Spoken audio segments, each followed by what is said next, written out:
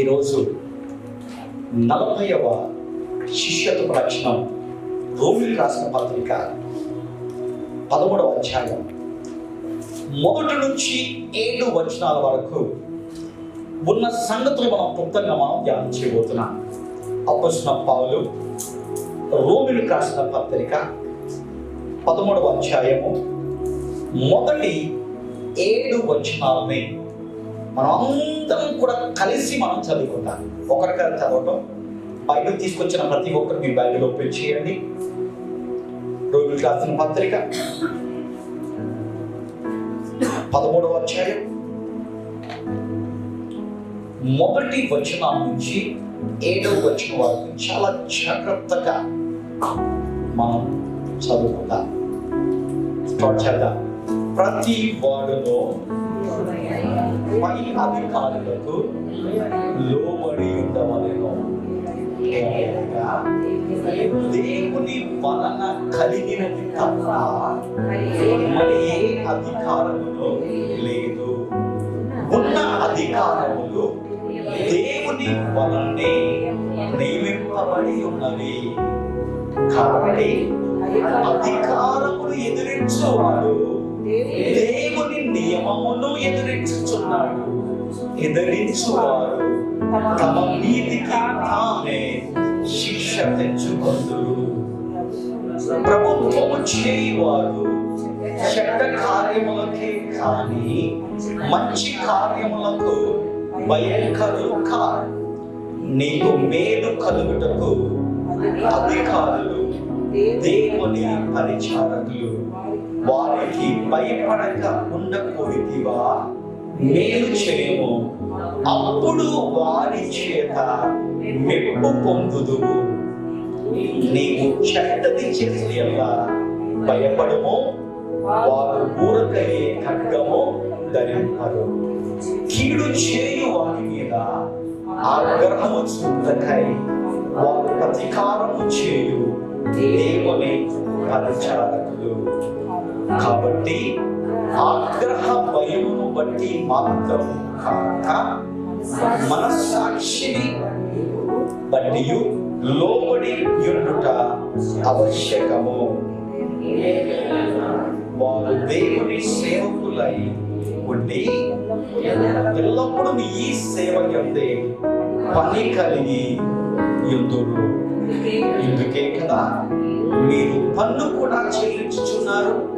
కాబట్టి ఎవరికి పన్ను వానికి పన్నును, ఎవనికి సుఖమో వానికి సుఖమును చెల్లించుడి.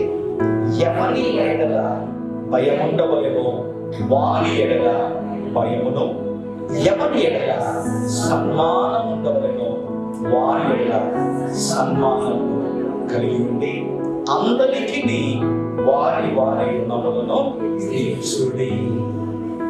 ఆమేన్.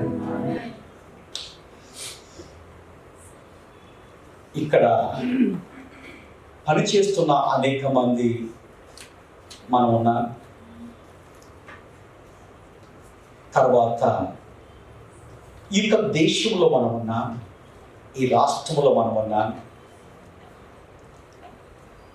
ఈ యొక్క దేశ అధికారం మనకుంది. ఇక రాష్ట్రానికి సంబంధించిన అధికారులు కూడా మనకు ఉన్నాయి. కాబట్టి ఈరోజు బైబిల్ నీకు నాకు తెలియజేశారు, ఇక లోకములో దేవుని యొక్క శిష్యులుగా అధికారుల పట్ల మనం ఎలాంటి రీతిలో ప్రవర్తించాలి, గవర్నమెంట్ పట్ల ఏ రకంగా మనం ప్రవర్తించాలి అనే ఒక ప్రాక్టికల్ సెగ్మెంట్ ఈరోజు దేవుడు మనకి ఇవ్వబోతున్నాడు. ఇది మనందరి జీవితాల్లో కూడా మనం ఎదుర్కొంటాం. కాబట్టి 41 శిష్యత్వ లక్షణంలో 12 భాగాలు ఉన్నాయి. దీంట్లో హెడ్డింగ్ మాత్రం ఒకటే. ఆ 40వ శిష్యత్వ లక్షణం ఏంటంటే పై అధికారులకు లోబడి ఉండు ప్రతి వాడును దేవుని శిష్యుడు. ఏంటంటే పై అధికారులకు లోబడియుండు ప్రతి వాడును దేవునికి శిష్యుడు. ముఖ్యంగా అందరికంటే పై అధికారి ఎవరు? దేవుడు. అక్కడి నుంచి స్టార్ట్ చేద్దాం. మొట్టమొదట మనం ఏం చేయాలి? దేవుని యొక్క అధికారములకు మనం ఏం చేయాలి? లోబడాలి. యేసుక్రీస్తు అందరికీ ప్రభువు అని చిన్నప్పటి నుంచి మనం వింటున్నాం, మనకందరికీ తెలుసా? ఏంటి దాని అర్థం? యేసు అంటే రక్షకుడు, క్రీస్తు అంటే అభిషక్తుడు, ప్రభువు అంటే నా పైన ప్రభుత్వము చేయువాడు. అంటే ఆయన నాకు అధికారి, ఆయన అధికారము కింద నేను లోబడతాను. ఇంకా ఏ అధికారము కింద నేను లోబడను. ఆయనే నన్ను రూల్ చేయాలి, ఆయనే ప్రభుత్వము నా పైన చేయాలి. కాబట్టి మొట్టమొదటి ప్రభు యొక్క అధికారము కింద మనం లోబడి ఉండాలి. చాలా మంది ఏం చేస్తారంటే ప్రభు యొక్క అధికారం కింద లోబడి ఉండేదానికి ఇష్టపడతారు. నో చాయిస్ కదా, అది చాలా ఈజీ. కానీ ఇక లోకములో మనం జీవించేటప్పుడు కొంతమంది అధికారులు ఉంటారు మన పైన. దేశాధికారులు కావచ్చు, రాష్ట్ర అధికారులు కావచ్చు, మనం పనిచేసే స్థలంలో అధికారులు కావచ్చు. దేవుని యొక్క వాక్యం చెప్పే మాట ఏంటంటే మీలో ప్రతి వాడును ఏం చేయాలి? పై అధికారులకు లోబడి ఉండండి. మీరేం చదవండి ఒకసారి. 13వ అధ్యాయం 1వ వచనం మీరే చదవండి బైబిల్లో.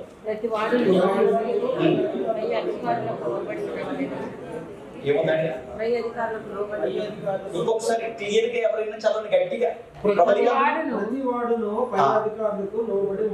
ప్రతి వాడును. దీంట్లో మినహాయింపు లేదు, దీంట్లో ఆప్షన్ లేదు, దీంట్లో చాయిస్ లేదు. ఎవ్రీబడి, ఎవరికి అధికారం ఉంటాడో వారు ఆ పై అధికారులకు ఏం చేయాలి? లోబడి ఉండాలి. అది నీకు ఇష్టమైన కష్టమైన,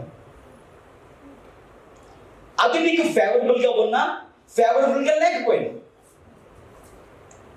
అది శారీరకంగా నీకు సంతోషపరిచే విషయం అయినా అది కాకపోయినా,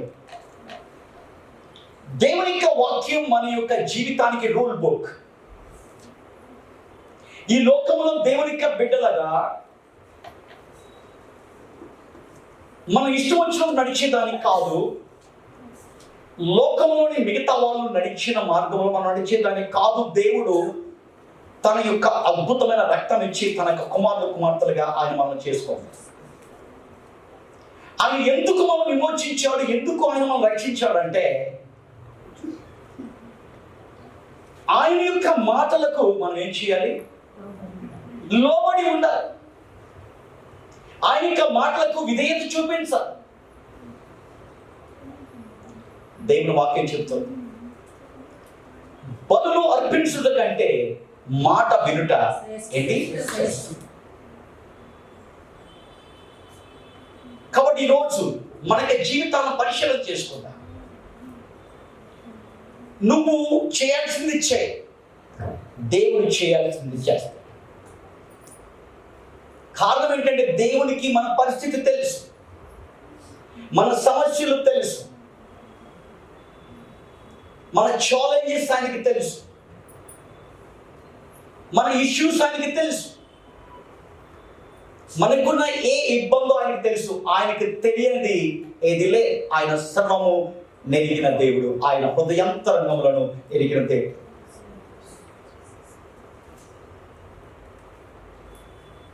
భవిష్యత్తు గురించి ఎవరికి తెలియదు, దేవునికి ఒక్కటి మాత్రమే తెలుసు. కాబట్టి మనము చేయవలసిన పని ఏంటంటే, ప్రస్తుతం జీవితంలో కొన్ని ఛాలెంజింగ్ సిచ్యుయేషన్స్ మనం ఎదుర్కోవచ్చు. అలాంటి పరిస్థితుల్లోనే దేవుని యొక్క శిష్యుడిగా, శిష్యురాలుగా మనం ఏం చేయాలి? నిలవాలి. అన్నీ బాగున్నప్పుడు దేవునికి శిష్యుడిగా, శిష్యురాలుగా ఉండటం చాలా ఈజీ. కానీ కొన్ని పరిస్థితులు మనకి విరుద్ధంగా ఉన్నప్పుడు, అప్పుడు మనలో ఉన్న విశ్వాసానికి పదులు పెట్టాలి. బైబిల్లో న్యూమరస్ ఎగ్జాంపుల్స్ ఉన్నాయి, మీకు తెలుసు. ఫస్ట్ ఎగ్జాంపుల్ మనం చూసినప్పుడు యోసేపు. అనేకమైన పరీక్షలు వచ్చినాయి, అనుకోని పరిస్థితులు వచ్చినాయి. దేవుని అధికారానికి లోబడ్డాడు. That's it. యోబు దేవునికి అధికారానికి కింద లోబడ్డాడు. ఇస్సాకు దేవునికి అధికారానికి లోబడ్డాడు. ఏమైంది? ఆ యొక్క ఇస్సాకు ఉన్న ప్రాంతంలో పంటలు పండట్లేదు. ఒక రకమైన భయంకరమైన పరిస్థితులు. కానీ దేవునికి అధికారము కింద లోబడిన ఇస్సాకుకు దేవుడు చేస్తున్న మేలేంటి తెలుసా? నూరంత పంట ఇచ్చాడు. కాబట్టి దేవుడు మన జీవితంలో ఆయన తన కార్యాలు చేసేటే, కానీ ఆయన కోరుకున్నది ఏంటంటే ఆయన అధికారం కింద మనం ఉండాలి. కాబట్టి పై అధికారులకు లోబడి ఉండు ప్రతివాడును దేవుని యొక్క శిష్యుడు. కాబట్టి ఈ లక్షణంలో మనం చదువుకున్న యొక్క 7 వచనాల్లో కూడా 12 లక్షణాలను మీకు నేను క్లుప్తంగా తెలియజేస్తాను. ఇంటికి వెళ్ళిన తర్వాత మీరు ఇంకా ధ్యానం చేయండి. నేను చదువుకుంటున్నప్పుడు, మెడిటేట్ చేస్తున్నప్పుడు నేను 12 విషయాలు లిస్ట్ చేశాను. అంటే దాని అర్థం ఏంటంటే, నువ్వు నిజముగా పై అధికారులకు లోబడి ఉండాలి అంటే నీలో, నాలో కూడా ఈ లక్షణాలు మనలో ఉండాలి. ఈ 12 లక్షణాలు ఎప్పుడైతే మనలో ఉంటాయో, దేవుని యొక్క వాక్యానుసారంగా, నా జ్ఞానం కాదు, ఇంకా ఎవరి జ్ఞానం కాదు, దేవుని యొక్క వాక్యానుసారంగా, దేవుని యొక్క జ్ఞానంతో ఈ 12 విషయాల్లో మనము జాగ్రత్తగా ఉంటే, అప్పుడు దేవుడు చెప్పిన ఈ మాటకు అంటే పై అధికారులకు లోబడి ఉండండి అనే మాట మనకి జీవితాలు మనం ఏం చేసాం? నెరవేరుతాం. కాబట్టి నెంబర్ 1, మొట్టమొదటి మనం గ్రహించవలసింది, అధికారం అనేది దేవుని వలన కలిగినది. ఏంటి? అధికారం అనేది దేవుని వలన కలిగింది. అంటే దాని అర్థం ఏంటంటే, మనం పనిచేసే ప్రదేశాల్లో కొన్ని అధికారులు ఉన్నాయి. ఆ పోస్ట్ ఉంది. ఆ పోస్ట్ ని ఎవరు క్రియేట్ చేస్తారో తెలుసండి? అది దేవుడి వలన కలిగింది. అది నువ్వు నమ్మాలి. కాబట్టి నేనేం చేస్తాను? ఆ వ్యక్తి ఎవరైనా, ఆ యొక్క వ్యక్తి దేవుని చేత నియమింపబడిన వ్యక్తి కాబట్టి ఆ యొక్క వ్యక్తికి ఇవ్వాల్సిన గౌరవాన్ని, ఆ యొక్క వ్యక్తికి ఇవ్వాల్సిన మర్యాదను, ఆ యొక్క వ్యక్తికి ఇస్తున్న హానర్ను నేను, ఇది సెకండ్ పాయింట్. మూడోది, ఇదంతా కూడా బైబిల్లో మీరు చదువుకున్న మొదటి వచనం నుంచి 7వ వచనాల లోపల ఉంటాయి. మూడవది చాలా వార్నింగ్, దేవుని యొక్క వార్నింగ్. అధికారమును ఎదిరించువాడు దేవుని నియమమును ఏంటంటే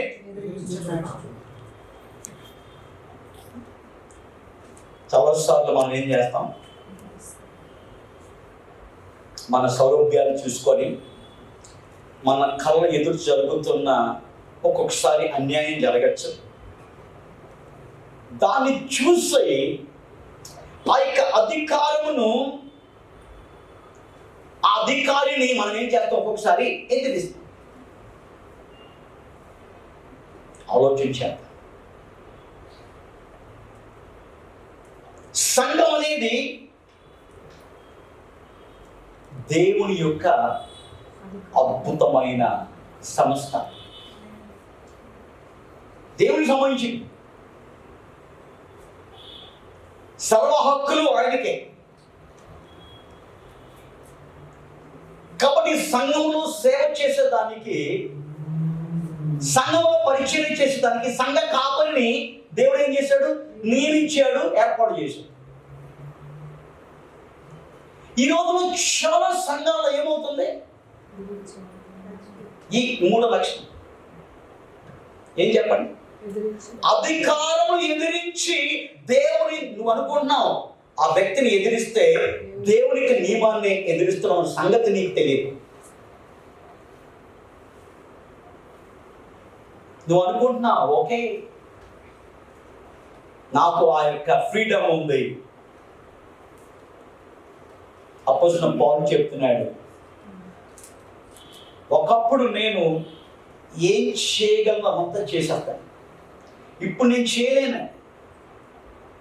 ప్రతి దానికి కూడా నేను క్రీస్తుకు బందీ అయి ఉన్నా. బ్రతుకుట క్రీస్తే.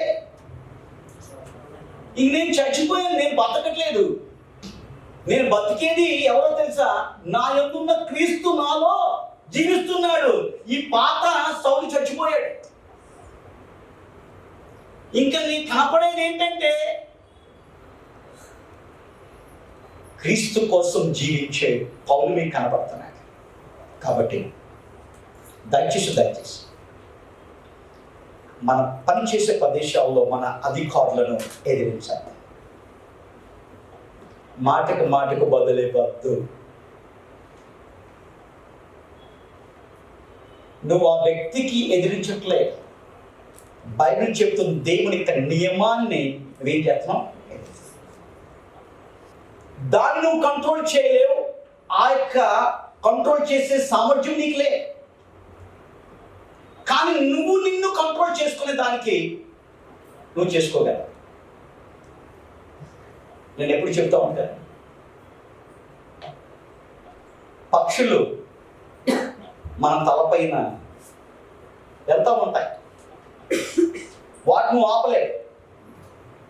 ఆపగలవా? పక్షి నా పై నుంచి నేను ఎగరకూడదు ఇంకా అని చెప్పేదానికి అవుతుందా? పక్షి ఉంటుందా? లేదు, అది ఎగురుతుంది. కానీ ఆ పక్షి నీ తలపైన గూడు కట్టుకోకుండా చూసుకునేదానికి నీ వల్ల అవుతుంది. అది మనం చేయాల్సింది. ఆ అధికారి సరిగా ప్రవర్తిస్తున్నాడో లేదో దాన్ని కంట్రోల్ చేయలేదు. కానీ అలాంటి పరిస్థితుల్లోనే నేను దేవుని యొక్క బిడ్డగా నాకున్న ఆ యొక్క విశ్వాసాన్ని నేను ఏ రకంగా కాపాడుకోవాలి? అలాంటి పరిస్థితుల్లో నేను దేవునికి మహిమకరంగా ఏ రకంగా నిలబడాలి అని దేవుడిచ్చిన అధికారముతో నింపబడిన ఆ అధికారిని ఎదిరించకుండా ఎదురు తిరగటం అనేది సాతాను యొక్క లక్షణం. అది ఎలాగంటారా? ఈ భూమి పైకి పడక ముందు సాతానుడు ఎక్కడ ఉండేవాడు?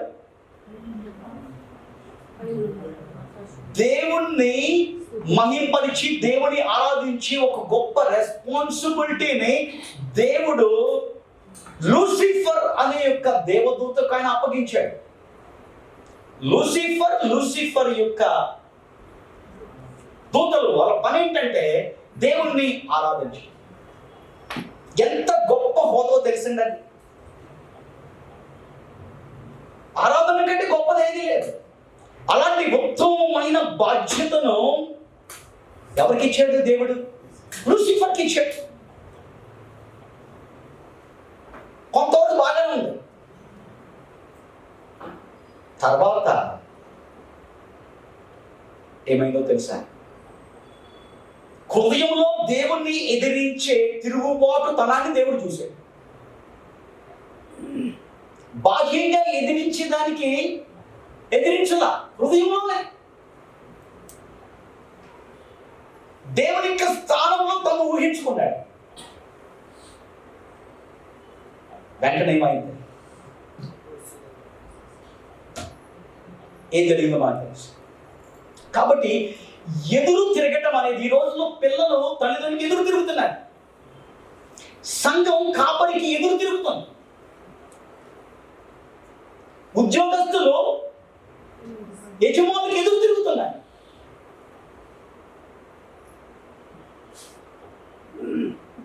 చాలా మంది తమకున్న అధికారులకు ఏం చేస్తున్నారు? ఎదురు తిరుగుతున్నారు. ఎదురు తిరగటం అనేది సాతానిక లక్షణం. జ్ఞాపకం చేసుకున్నాం. లోక పద్ధతి దేవుని యొక్క సంఘంలో కానీ దేవుని యొక్క బిడ్డల్లో కానీ ఉండకూడదు. దాన్ని గుర్తెరగాలి. అది నా మాటలు కాదు, బైబిల్ నీకు సరిగా అర్థం చేసుకుంటే ఈ రోజు నుంచి కనీసం జాగ్రత్తగా ప్రవర్తిస్తాం. ఇది చాలా చాలా అవసరమైన సబ్జెక్ట్. పనిచేసే వాళ్ళకి చాలా అవసరమైంది. సంఘస్థులని మనకి అవసరమైంది. ఇక దేశంలో జరుగుతున్న పరిస్థితుల్లో దేవుని మహింపరిచే వారిగా మన బాధ్యత ఏంటి అని తెలుసుకుంటాం. లేకపోతే మిగతా వాళ్ళు మాట్లాడుకున్నట్లు, మిగతా వాళ్ళు ప్రవర్తిస్తున్నట్లు దుమ్మెత్తికి వస్తాం. వాళ్ళు బాగలేదు, వీళ్ళు బాగలేదు, వారు సరే చేయట్లేదు. కాబట్టి ఎలాంటి పరిస్థితులు నువ్వు నీకున్న పై అధికారులకు లోబడిన వ్యక్తివైతే, లోబడితేనే దేవునికి శిష్యుడు. కాబట్టి అలాంటి లోబడే గుణం నీలో ఉంటే ఎలాంటి పరిస్థితుల్లో నీ అధికారికి నువ్వు ఎదిరించు. వాడు ఎంత ఇబ్బంది పెట్టాడు, నీ పని నువ్వు చేయి. దేవుడు తన పని చేస్తాడు. ఆయన న్యాయవంతుడు. చాలా మంది ఏం చేస్తారంటే తన పని తను చేయకుండా దేవునికి పని చేసేదానికి వెళ్తున్నారు. దేవుని పని ఏంటి? ఇతరులను తృణీకరించద్దు, ఇతరులకు తీర్పు తీర్చద్దు. మనం చేస్తున్నాం, తీర్పు తీరుస్తాం. సో కాబట్టి అధికారమును ఎదిరించువాడు దేవుని నియమమును ఎదిరించుచున్నాడు. నెక్స్ట్ 4వ చదువు. ఎదిరిస్తే ఏమవుతుంది? ఎదిరించువారు తమ మీదకు తామే ఏంటంటే శిక్షణ తెచ్చుకుంటారు. నువ్వు అనుకుంటున్నా అందరూ చేసే పని కదా, అందరూ ఎదిరిస్తున్నారు కదా, నేను కూడా ఎదిరిస్తాను అని నువ్వు ఎదిరించావు అనుకో, ఏమవుతుంది? నీకు నువ్వే శిక్షను ఏం చేద్దాం కొని తెచ్చుకుంటున్నావు. చాలా మంది జీవితాల్లో అసలు మనం చేసే పాపానికి ఎలా శిక్ష ఉంది, అది సాధన్నట్టు ఈ అనవసరమైన వాటిని కూడా మనం చేసి దేవుని యొక్క నియమాన్ని ఎదిరించి మన జీవితాల్లో నష్టపోతున్నాం. ఆ సంగతి గుర్తెరిగింది. ఆ విషయాలు దావీదు సౌలు బెస్ట్ ఎగ్జాంపుల్ అండి. ఇశ్రాయేలుకి మొదటి రోజుగా దేవుడు ఎవరిని అభిషేకించాడు? దావీదు తెలుసు ఈ అధికారము, ఈ అధికారి దేవుని ద్వారా నియమించబడిన వ్యక్తి. కొన్ని రోజులు బాగానే ఉన్నాడు. తర్వాత ఏమొచ్చింది? ఏదో ప్రాబ్లం వచ్చింది. దేవుడి యొక్క మాటను తిరస్కరించాడు. దేవుడు చేయమన్నది ఒకటైతే ఇతను తన జ్ఞానం చేత ఇంకోటి చేసేదానికి వెళ్ళాడు. దేవుడు ఏం చేశాడు? అలాంటి ఉన్నతమైన స్థానం నుంచి సౌలును పడేసి మళ్ళా ఆ స్థానంలో ఎవరు పెట్టాడు? దానికి ముందు అనేక సార్లు సౌలు రాజుగా ఉన్నప్పుడు దావీదు ఆ యొక్క అధికారానికి లోబడి, ఆ యొక్క అధికారికి లోబడి చాలా భయభక్తులతో శ్రద్ధాశక్తులతో తన ప్రవర్తన విషయంలో ఏ పాపం చేయకుండా జాగ్రత్త పడ్డాడు. ఆఖరికి మంచి చేసిన దావీదును సౌలు ఏం చేస్తున్నాడు తెలుసా? సంపాదన ప్రయత్నం చేశాడు. అయినప్పటికీ కూడా ఏం చేశాడు? ఇతడు దేవుని ద్వారా నియమించబడిన వ్యక్తి కాబట్టి ఈయన విషయంలో నేను జాగ్రత్తగా ఉండాలి, ఈయన్ని ఎదిరించకూడదు.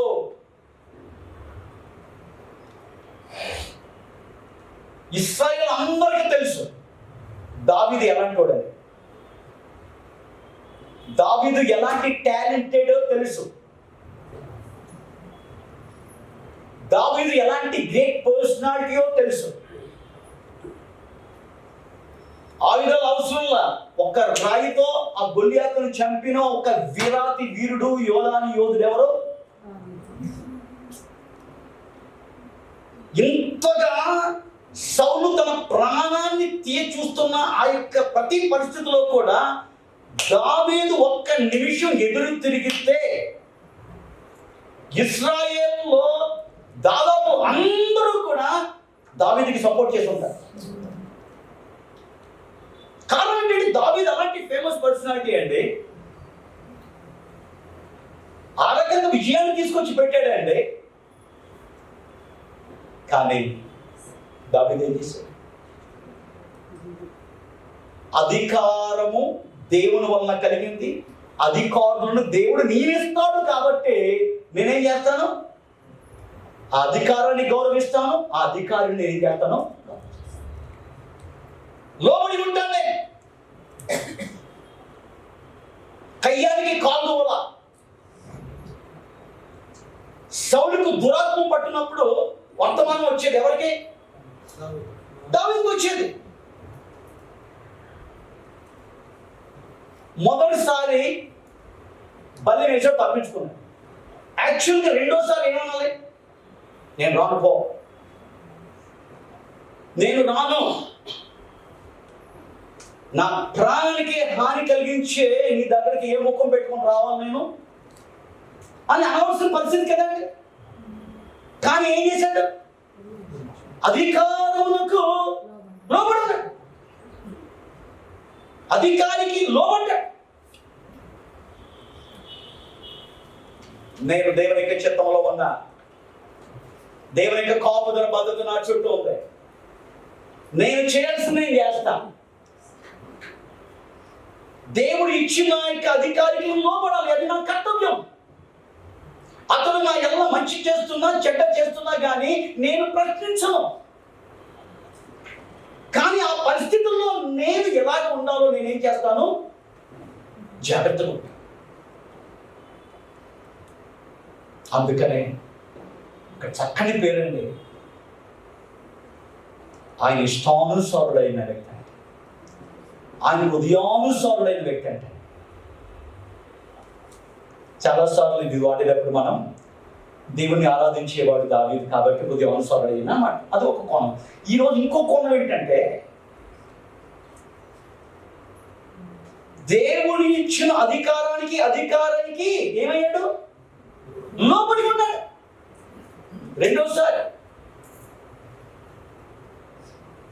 మళ్ళా వేసాడు, మళ్ళా మూడోసారి అంటున్నాడు, మళ్ళా వెళ్ళాడు. ఎన్నిసార్లు పిలిచిందో వెళ్తాను. ఇదండి ప్రాక్టికల్ ఎగ్జామ్. మనం ఏం చేస్తాం? టోటల్ దీనికి విరుద్ధంగా చేస్తాం. అలాగైతే దేవునికి శిష్యులు మనం. కాబట్టి ప్రభునందుకు ఇలా ఎదురించువారు తమ మీదకు తామే. కాబట్టి దేవుని యొక్క వాక్యాన్ని ప్రకారంగా పై అధికారులకు లోబడి ఉంటూ ప్రతివాడును దేవునికి శిష్యుడు.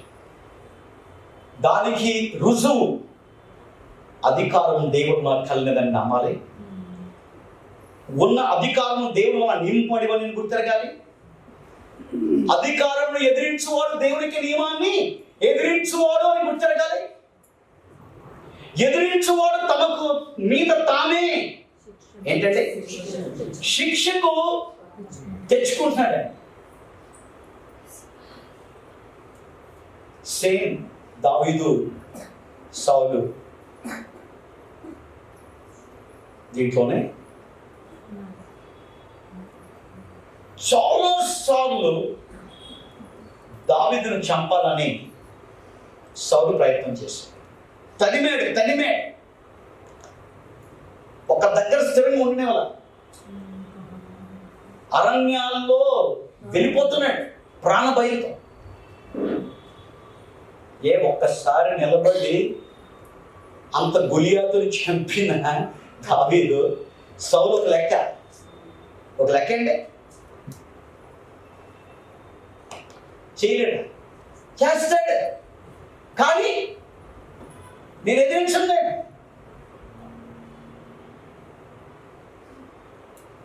ఒకసారి సౌలు ఒక గుహలో పడుకున్నాడు, చక్కగా నిద్రపోతాడు. అప్పుడు దావీదుకి ఇక వర్తమానం వచ్చింది.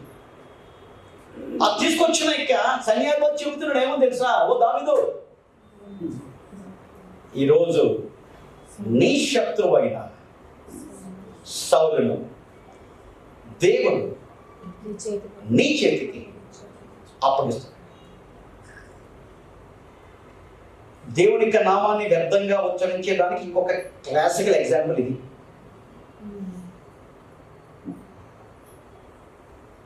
ఏం చెప్తున్నాడు? దేవుడు మధ్యలో ఎందుకు దేవుడు? ఆ సౌలుని నీ చేతికి అప్పగిస్తున్నాడే సరిపోనా? కానీ ఆ సైన్యం తెలుసు, వీడు నా మాట ఏంటో దేవుడి మాట అంటే వింటాడు. ఎందుకంటే దేవునికి అధికారానికి లోబడిన వ్యక్తి కాబట్టి నేను ఎంత చెప్పినా ఏంటో దేవుడు చెప్తే వింటాడు. కాబట్టి ఏం చేద్దాం? దేవుడికి నామాన్ని ఉపయోగిద్దాం. మనలాగా గుడ్డిగా జీవించే జీవితం కాదు దావీదు. విచక్షణ జ్ఞానం కలిగిన వ్యక్తి, దేవుని యొక్క వాక్య జ్ఞానం కలిగి, దేవుని యొక్క జ్ఞానం కలిగిన వ్యక్తి. అప్పుడు అంటున్నాడు, గ్రేట్ ఆపర్చునిటీ, చంపే రాజు అయిపో, క్లోజ్. ఇచ్చిన యొక్క అవకాశం వదిలిపెట్టుకోకు. ఆ స్థానంలో మనం ఏం చేస్తాం? నిన్ను ఇంతవరకు కూడా విసిగించి నీ ప్రాణాన్ని తీయవలసినోడు, నిన్ను ఉండకుండా చేసినోడు నీ చేతికి దొరికితే ఏం చేస్తాం మనకు తెలుసు. కానీ దావీదు ఏం చేశాడు? నో, దేవుని చేత అభిషేకించబడిన వ్యక్తికి నేను హాని చేయను.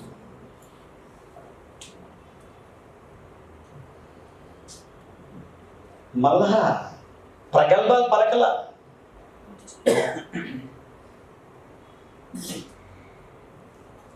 తనకున్న నీతిని గొప్పయించుకోలా.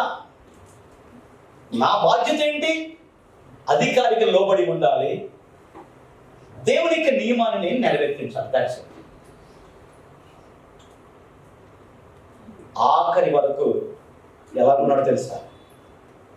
సమయాన్ని పాటించాడు, పేషెన్స్ కనపరిచాడు, ఓర్చుకున్నాడు, సహనం కలిగి ఉన్నాడు. సమయం వచ్చింది, దేవుడు దావీదుని ఏం చేశాడు? రాజుగా నియమించాడు. నీ లైఫ్లో, నా లైఫ్లో కూడా అదే జరిగేది. దేవుడు అన్యాయస్తుడు కాదు, ఆయన న్యాయవంతుడు. జస్ట్ జరుగుతున్న యొక్క సిచ్యుయేషన్స్ చూసి నువ్వు ఎదురు తిరిగి ఆ స్వభావాన్ని నువ్వు కలిగి ఉన్నావు. కారణం ఏంటంటే, ఎప్పుడు ఎదురు తిరుగుతావో ఆ సమయంలో నువ్వు సాతాను వశంలో ఉంటావు. ఎప్పుడు సాతాను వశంలో ఉంటావో సాతాను ఏం చేస్తాడు? వాడు దొంగ, దోచుకుంటాడు. హత్య అంటే వాడు ఏం చేస్తాడు? నిన్ను నాశనం చేస్తాడు. ఇవన్నీ పేర్లు ఎవరికి ఏంటంటే సాతానికి. విలువను దోచుకుంటాడు. నీ ప్రాణాన్ని వాడు ఏం చేస్తాడు? నాశనం చేస్తాడు. అందుకని దేవునికి బిడ్డలుగా మనం పై అధికారులకు లోబడి ఉండు లక్షణాన్ని మనం కలిగి ఉందా? తర్వాత 5వది మనం చూసినప్పుడు, అంటే చెడ్డ కార్యాలు చేసే వారికి వారు భయపడరు. అందుకే నెక్స్ట్ ఏముందంటే, మేలు కలుగుటకై అధికారులు దేవునికి పరిచారకులు. ఎంత పవర్ఫుల్ వర్డ్ అండి ఇది. ఎప్పుడో వారి విషయంలోనూ మేలు చేసినారు. దావీదు సౌలు ఎప్పుడు తన శత్రువుగా చూడాల, ఎప్పుడు కూడా దేవుని చేత ప్రతిష్ఠించబడిన, దేవుని చేత నియమించబడిన ఒక అధికారిగా చూశాడు. అందుకని ఆ సౌలుకు మేలు చేసే రకంగా ప్రవర్తించాడు తప్ప కీడు చేసే దానికి ప్రవర్తించడు. కాబట్టి మేలు కలుగుటకై అధికారులు దేవునికి పరిచారకులు.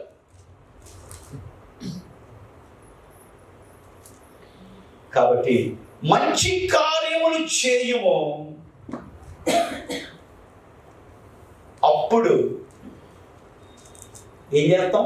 అధికారులకి మెప్పు పొందుతాం. కరెక్టే కదండి? అదలా సాధ్యం. దేవునికి శిష్యుడిగా ఉండాలంటే నువ్వు చేయగలుగుతావు. అంతగానో హింసిస్తున్నాడు కదండి, అంతగానో బాధపడుతున్నాడు కదండి, నేను ఈ రకం ఉండగలగాలి. ఆ వ్యక్తి ఫేస్ చూసినప్పుడు ఆ వ్యక్తి ముఖం నేను ఏ రకంగా చూడాలి. లోకస్తుడు అయితే చూచేదానికి ఇష్టపడ, కానీ దేవుని యొక్క సంబంధం కలిగిన శిష్యుడు అయితే నువ్వేం చేస్తావు? కాబట్టి చెడ్డది చేయుటకు భయపడవాలి. ఇవన్నీ దీంట్లో ఉన్నాయి వరుసగా. నేను చెప్పే అన్ని కూడా మొదటి నుంచి 7 వచనాలు ఉన్నాయి. ఏంటి? మనం అధికారికి చెడ్డది చేసేదానికి ఏం చేయాలి? వణికిపోవాలి. కారణం ఏంటి? అధికారం అనేది దేవుని వల్ల కలిగింది. అధికారం దేవుడు నియమించాడు. కాబట్టి నా జీవితంలో ఏం చేయాలి? మేలే చేయాలి. ఈ రోజుల్లో మనం ఏం చేస్తున్నాం మనకు అర్థమవుతుంది. చెడ్డది చేయుటకు భయపడాలి. కీడు చేయు వాని మీద ఆగ్రహము చూపుడకై వారు ప్రతీకారము చేయు దేవునికి పరిచారకులు. జాగ్రత్త.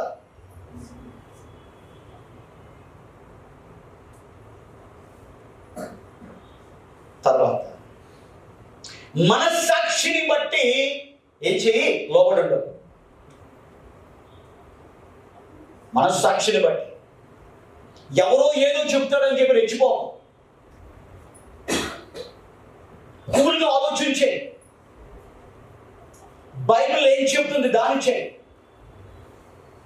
నీ మనస్సాక్షికి ప్రిక్ చేస్తావు. నీలోని పరిశుద్ధాత్మ దేవుడు చెప్తా ఉంటాడు, know what you're doing is wrong.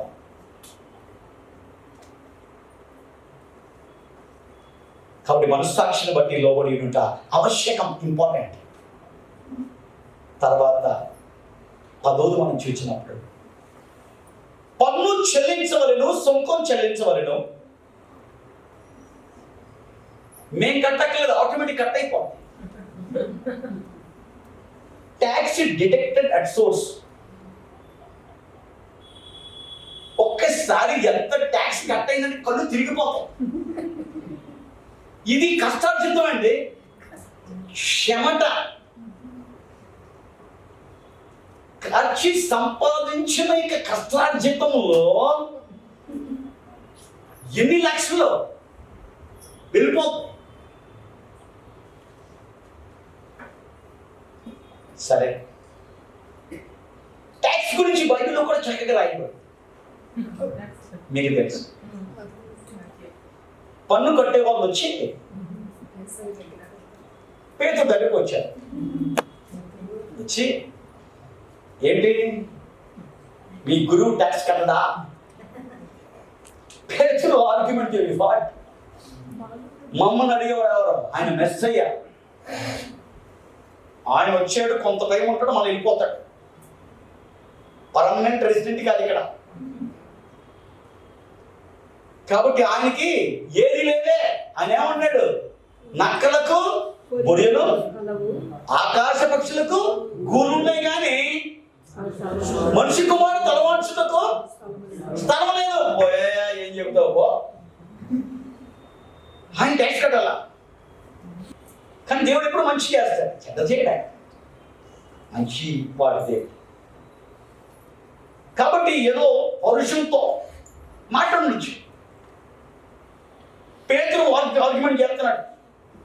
ఆ ఆర్గ్యుమెంట్ ఏసై కనపడింది. ఎవరిని పంపించాడు? చూడడం మామూలు గొడవ చేస్తున్నాడు. తీసుకు వచ్చేసాడు, ఫుల్ జోష్లో వచ్చేసాడు. ఏసయ్య వాడు కొత్తగా వచ్చినట్టున్నాడు, ట్యాక్స్ కలెక్టర్. ఆడికి నీ గురించి తెలియదు, మన గురించి తెలియదు. వాడు ఏం ట్యాక్స్ కట్టాలంటే మనం ఏమంటావు? ఏసేమన్నాడు? సముద్రంకి వెళ్ళేటప్పుడు గేలం తీసుకెళ్ళు. ఆ గేలని వలకూడ కాదు, మళ్ళీ గేలం స్పెసిఫిక్ గేలం వేసి దాంట్లో మొదటి చేప వస్తుంది. ఆ చేపని ఓపించి అక్కడ షెకేల్ ఉంటుంది. అప్పుడు నీకు సగం షెకేలు, నాకు సగం షెకేలు. ఆ పన్ను పేరు ఏంటంటే అర షెకేలు పన్ను బయట ఉంటుంది. అర షెకేల్ పన్ను. కాబట్టి నీకు సగం అర షెకెల్, నాకు అర shekel, total 1 shekel pay and come. అది కాదు. కాబట్టి పన్ను చెల్లించవలను, సరిగా చెల్లించవలను, మ్యానిపులేట్ లేకుండా చెల్లించవలను, అడ్జస్ట్మెంట్ లేకుండా చెల్లించవలను. సో కాబట్టి ఎందుకు ఈ విషయాలు చెప్తున్నానంటే, చాలా మంది క్రైస్తవులు ఏం చేస్తారంటే, మనం ఆ టైం వచ్చేసరికి ఏం చెప్తారని చెప్పి వీళ్ళు, మనం పరదేశులు, యాత్రికులు, ఈ లోకం శాశ్వతం కాదు, ఈ గవర్నమెంట్ శాశ్వతం కాదు, మన చూపంతా పైన ఉన్నది, ఇక్కడ ఎలాగైనా పర్లేదు, మనం ఇక్కడ లోక సంబంధులు కావు. ఒక్క ఆ విషయం ఉన్నాయి, మిగతా విషయాల్లో టోటల్ ఉంటా. సో కాబట్టి అధికారులు నియమించారు, ఇంత ట్యాక్స్ కట్టాలని, ఇంత వాటర్ ట్యాక్స్ కట్టాలని. ఎవరో వచ్చి చెప్పారు, మొన్నది ఉన్నట్టు ఒక రాష్ట్రంలో హౌస్ ట్యాక్స్ పెంచేశారు. మొన్నది ఎంతైతే ఎంత చేశారంట. నో ప్రాబ్లం, కట్టే. కారణం ఏంటి? ప్రభుత్వము దేవుడు నియమించాడు, అధికారిని దేవుడు నియమించాడు. నువ్వు చేసేది నువ్వు చేసాయి, దేవుడు చేసేది ఆయన. సో కాబట్టి పన్ను చెల్లించవలను, సుంకాన్ని చెల్లించాలి. తర్వాత ఎవరి ఎడల భయం ఉండవలను, వారి ఎడల భయం కలిగి ఉండు. ఇది అందరికీ సంబంధించి. పిల్లలు ఏం చేయాలి? ఎవరు భయపడాలి? తల్లిదండ్రులు భయపడాలి. అందరం ఎవరు భయపడాలి? దేవుడు భయపడాలి. దేవుని తర్వాత సంఘం ఎవరు భయపడాలి? సంఘ కాపరి భయపడాలి. కాబట్టి సంఘానికి అధికారి కదా.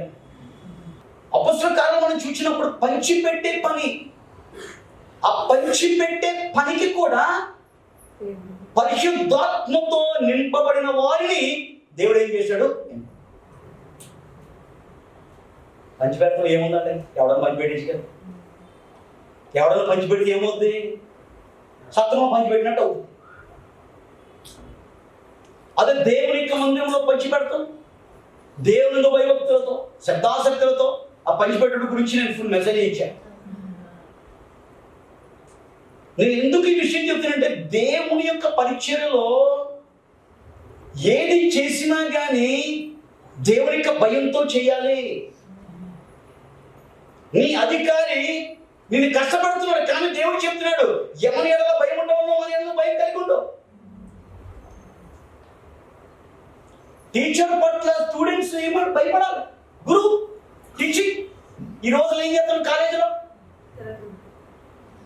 ఆ టీచర్ని 30 దగ్గర పెడుతున్నారు. ఆ టీచర్ బతుకులాడతారు, ప్లీజ్ రా ఒరే గొడవ చేయకరా, ప్లీజ్ గొడవ చేయకరా. ఏదో వాళ్ళ బతుకేదో బాగుపడుతారు.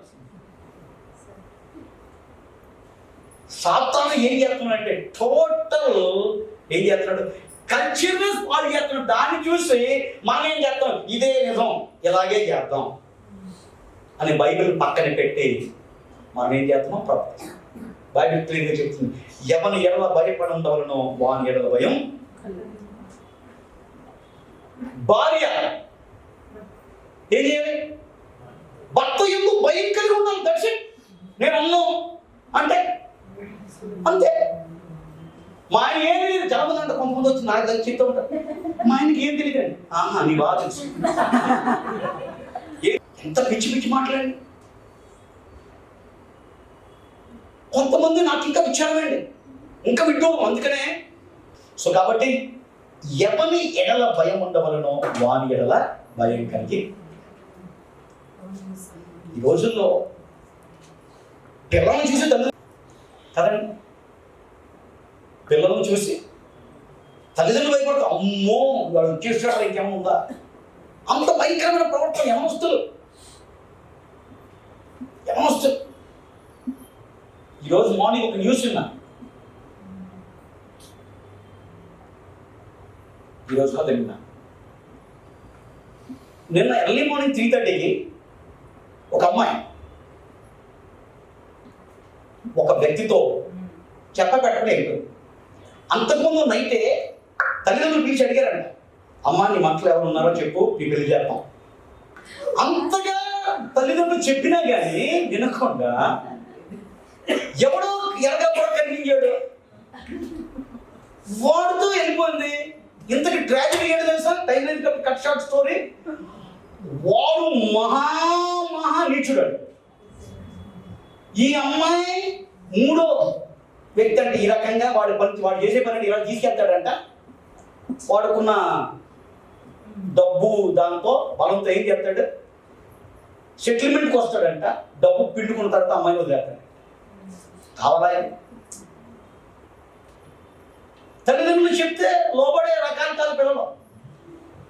తల్లిదండ్రులు ఏం చెప్తే వాళ్ళకి ఏంటంటే, మీరు 19th century, మేము 21st century. గుడ్డొచ్చి పిల్లని ఎక్కించిందంట.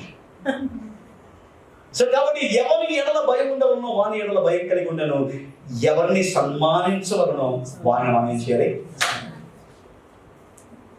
నీవు దీర్ఘాయుష్మంతున్నావు, నీ తల్లిని సన్మానించు. అధికారులను సన్మానించండి. ఎంతో షాల్లో కప్పి ఇది ఇచ్చి పక్కకెళ్ళి ఎలాంటి దండేసాను అనుకో. మనస్ఫూర్తిగా నీ మాటలతో కూడా సన్మానించాలి, నీ మాటలతో కూడా గౌరవించాలి. కాబట్టి 12 విషయాలు చెప్పాను. ఈ 12 విషయాలు మనలో ఉంటే అప్పుడు ఈ 40వ లక్షణం మనలో ఉంది. ఆ 40వ లక్షణం ఏంటి? పై అధికారులతో లోబడి ఉండు ప్రతి వాడును దేవునికి శిష్యుడు. అలాంటి వాళ్ళలో కనబడే లక్షణాలు ఏంటి?